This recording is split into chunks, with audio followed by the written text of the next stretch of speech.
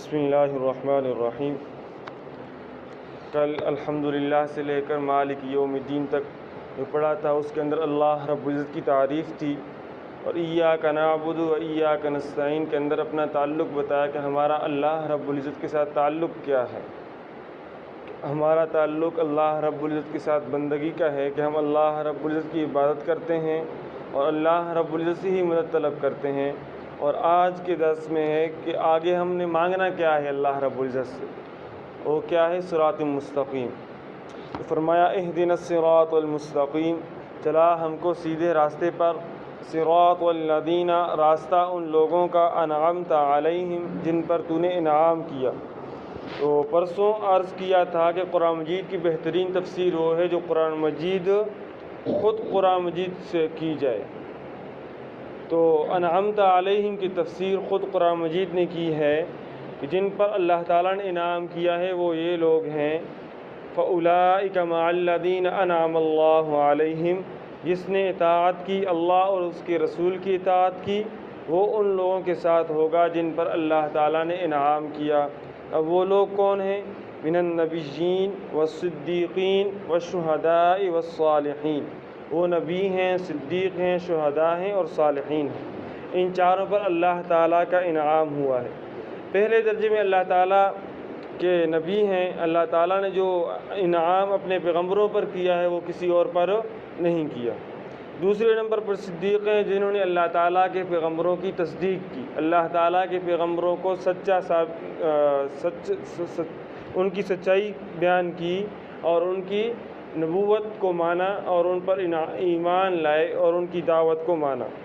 تیسرے نمبر پر شہداء ہیں، جو اللہ تعالیٰ کے راستے میں جہاد کرتے ہوئے کافروں کے ساتھ لڑتے ہوئے کیا ہو گئے؟ شہید ہو گئے۔ چوتھے نمبر پر صالحین ہیں کہ وہ تو نہ پیغمبر ہیں، نہ صدیق ہیں، نہ شہداء ہیں، بلکہ ایمان لا کر نیکیاں کرتے ہوئے اخلاق حسنہ کے ساتھ نیکوں کی صف میں شامل ہو گئے، نیکوں کی صف میں شامل ہو گئے۔ یہ چار گروہ، چار جماعتیں جن پر اللہ تعالیٰ کا انعام ہوا ہے، یہ صراط مستقیم پر چلنے والے ہیں۔ یہ صراط مستقیم کیا ہے؟ اس کی تفسیر بھی اللہ رب العزت نے خود قرآن مجید کے اندر کی ہے۔ 8ویں پارے کا 6واں رکوع ہے۔ اعوذ باللہ من الشیطان الرجیم، بسم اللہ الرحمن الرحیم۔ قل تعالوا اتل ما حرم ربکم علیکم الا تشرکوا بہ شیئا وبالوالدین احسانا۔ 3 آیاتیں ہیں جن کا ترجمہ ہے، اے نبی کریم صلی اللہ علیہ وسلم آپ کہہ دیں، آؤ میں پڑھ کر سناؤں تمہیں وہ چیزیں جو حرام فرمائی ہے تمہارے پروردگار نے تم پر۔ وہ یہ ہیں کہ تم شریک نہ ٹھہراؤ اللہ تعالیٰ کے ساتھ کسی چیز کو، والدین کے ساتھ احسان کرو اور نہ قتل کرو اپنی اولاد کو غربت کی وجہ سے۔ انسان پر حالات آ جائیں تو حالات کی وجہ سے انسان کو صبر کرنا چاہیے، نہ کہ انسان کو واویلا اور شور مچانا چاہیے۔ تو ہم تمہیں بھی روزی دیتے ہیں اور انہیں بھی روزی ہم دیں گے۔ روزی کا وعدہ اللہ رب العزت نے لیا ہے۔ وما من دابۃ فی الارض الا علی اللہ رزقها، زمین پر جتنی بھی چلنے والی اشیاء ہیں، چیزیں ہیں، ان کا روزی کا وعدہ اللہ رب العزت نے لیا ہے۔ لہٰذا غربت کے ڈر کی وجہ سے ہم خودکشی کریں یا اپنی اولاد کو قتل کریں، یہ اللہ رب العزت نے اس سے منع فرمایا ہے اور یہ گناہ کا کام ہے، لہٰذا ایسا نہیں کرنا۔ اور نہ قریب جاؤ اب بے حیائی کی باتوں کے جو ظاہری ہوں ان میں سے اور جو پوشیدہ ہوں۔ نہ تو ظاہری گناہ آپ اختیار کرو اور نہ ہی پوشیدہ گناہوں میں مبتلا ہو، اور نہ قتل کرو اس جان کو جس کو اللہ تعالیٰ نے حرام قرار دیا ہے مگر حق کے ساتھ۔ ان باتوں کا اللہ تعالیٰ نے تاکیدی حکم دیا ہے تم کو تاکہ تم سمجھو۔ اور نہ قریب جاؤ یتیم کے مال کے مگر اس طریقے سے جو بہتر ہو، یہاں تک کہ وہ پہنچ جائے اپنی قوت کو، اور پورا کرو ماپ توڑ کو انصاف کے ساتھ۔ ہم نہیں تکلیف دیتے کسی نفس کو مگر اس کی طاقت کے مطابق۔ ایک انسان کے اندر اتنی طاقت ہی نہیں ہے کہ وہ جتنا بوجھ اٹھا سکے، اللہ رب العزت اس پر اپنی طاقت کے سوا بوجھ نہیں ڈالتے۔ جتنی اس کے اندر طاقت ہے اللہ رب العزت اس کو اتنا ہی اس پر بوجھ ڈالتے ہیں۔ لا یکلف اللہ نفسا الا وسعها، انسان کی اتنی طاقت نہیں، اسی انسان کی طاقت کے بقدر ہی اللہ رب العزت اس پر احکامات اللہ نے نازل جو کیے ہیں انسان کی طاقت کے بقدر ہیں، انسان کی طاقت کے باہر نہیں ہیں۔ اور جو تم بات کرو تو انصاف کے ساتھ کرو، اگرچہ قریبی رشتہ ہی کیوں نہ ہو، اور اللہ تعالیٰ کے عہد کو پورا کرو۔ یہ وہ چیز ہے جس کا اللہ تعالیٰ نے تمہیں تاکیدی حکم دیا ہے تاکہ تم نصیحت حاصل کرو اور بے شک یہ میرا سیدھا راستہ ہے، تم اس پر چلو۔ تو سیدھا راستہ صراط مستقیم کون سا راستہ ہے؟ جن چیزوں کا اللہ رب العزت نے اس آیات کے اندر ذکر کیا، یہ صراط مستقیم ہے۔ اور نہ پیروی کرو تم اور راستوں کی، پس وہ تم کو جدا کر دیں گے اللہ تعالیٰ کے راستے سے۔ اگر ان چیزوں سے ہٹ کر چلو گے تو اللہ رب العزت کا جو راستہ ہے اس سے آپ کیا ہو جاؤ گے؟ ہٹ جاؤ گے اور گمراہی کے راستے پر چل پڑو گے۔ اس چیز کا اللہ تعالیٰ تمہیں تاکیدی حکم دیتا ہے تاکہ تم بچ جاؤ۔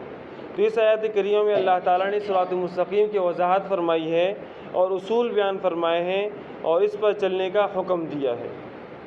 آگے ہے غیر المغضوب علیہم، ان لوگوں کا راستہ نہ دکھا جن پر تیرا غضب ہوا، ولا الضالین، اور نہ گمراہوں کا۔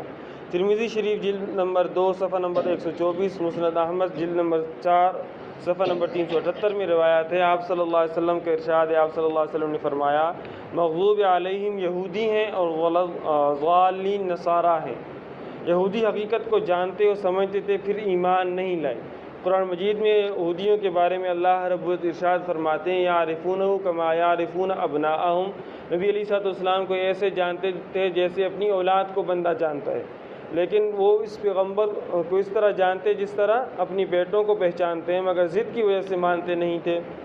گمراہی کے دو ہی طریقے ہیں کہ یہ کہ لا علمی بندہ مبتلا ہو، اس کو علم نہیں ہے اور گمراہی پر چل رہا ہے، حق حاصل نہیں کر سکا گمراہی کی وجہ سے، لا علمی کی وجہ سے، اور دوسرا یہ ہے کہ جاننے اور سمجھتے ہوئے بھی انکار کرے، اس کو پتہ ہے پھر بھی وہ نہیں مانتا۔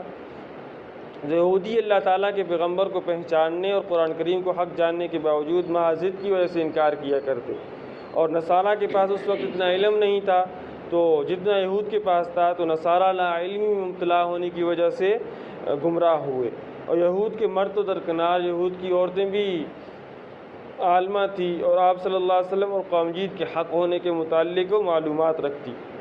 حضرت عبداللہ بن اسلام رضی اللہ تعالیٰ عنہ یہودیوں کے بہت بڑے عالم تھے، بعد میں اسلام قبول کیا، تو ان کے اسلام لانے کا جو واقعہ ہے وہ بہت ہی حضرت عبداللہ بن اسلام رضی اللہ تعالیٰ عنہ کی پھوپھی جو تھی وہ بہت بڑی تورات کی ماہر تھی اور بتایا کرتی تھی کہ اس طرح ایک پیغمبر نے آنا ہے اور اس کے یہ اوصاف اور خوبیاں ہوں گی، اور جب مدینہ منورہ ہجرت کر کے آئیں گے تو ان کے ساتھیوں نے سفید لباس پہنا ہوگا، ان کے ساتھیوں نے سفید لباس پہنا ہوگا۔ جو تورات کے اندر ان کے ہاں آپ صلی اللہ علیہ وسلم کی خوبیاں، آپ صلی اللہ علیہ وسلم کے اوصاف، ساتھیوں کے اوصاف بیان کیے گئے تھے، وہ جانتی تھی۔ چنانچہ آپ صلی اللہ علیہ وسلم جب مدینہ طیبہ تشریف لے گئے تو حضرت عبداللہ بن اسلام رضی اللہ تعالیٰ عنہ کھجوریں اتارنے کے لیے کھجور کے درخت پر چڑھے ہوئے تھے اور ان کی پھوپھی نیچے بیٹھی ہوئی تھی۔ فرماتے ہیں کہ میرے ہاتھ میں کھجور کا خوشہ تھا، میں نے مکہ مکرمہ کی طرف سے کچھ آدمیوں کو آتے ہوئے دیکھا تو میں نے پھوپھی کو آواز دی کہ یہ آدمی مکہ کی طرف سے آ رہے ہیں اور سفید لباس پہنے ہوئے ہیں۔ پھوپھی نے کہا یہ وہی پیغمبر ہے اور ان کے ساتھی جنہوں نے آنا تھا۔ حضرت عبداللہ بن اسلام رضی اللہ تعالیٰ عنہ کھجور کے خوشے ہاتھ میں پکڑے ہوئے تھے، خوشی خوشی آپ صلی اللہ علیہ وسلم کی خدمت میں حاضر ہوئے۔ خوشی کی وجہ سے خوشے بھی نہ رکھ سکے، آپ صلی اللہ علیہ وسلم کے چہرے مبارک کو دیکھ کر خوشی کی وجہ سے خوش ہوئے اور فرمایا ان الوجہ لیس کذاب، کہ یہ چہرہ جھوٹا نہیں ہو سکتا، بے شک یہ جھوٹے کا چہرہ نہیں، اور اسی مجلس سے مسلمان ہو گئے۔ پھر جب آپ صلی اللہ علیہ وسلم مدینہ پہنچے، مدینہ میں پہلا خطبہ دیا اور یہ عبداللہ بن اسلام رضی اللہ تعالیٰ عنہ آپ کی مجلس میں تشریف لائے، تو اس وقت آپ صلی اللہ علیہ وسلم یہ بیان فرما رہے تھے اللہ تعالیٰ کی عبادت کرو، اس کے ساتھ کسی کو شریک نہ ٹھہراؤ، اور افشوا السلام، سلام کو عام کرو، اکرام مومن ملحوظ رکھو، ایک دوسرے کی قدر کرو، اطعموا الطعام، غریبوں کو کھانا کھلاؤ، ولین الکلام، نرم گفتگو کرو، صلوا باللیل والناس نیام، رات کو اس وقت نماز پڑھو، اللہ تعالیٰ کی عبادت کرو جب لوگ سو رہے ہیں، یعنی تہجد کے وقت اللہ تعالیٰ کی عبادت کرو۔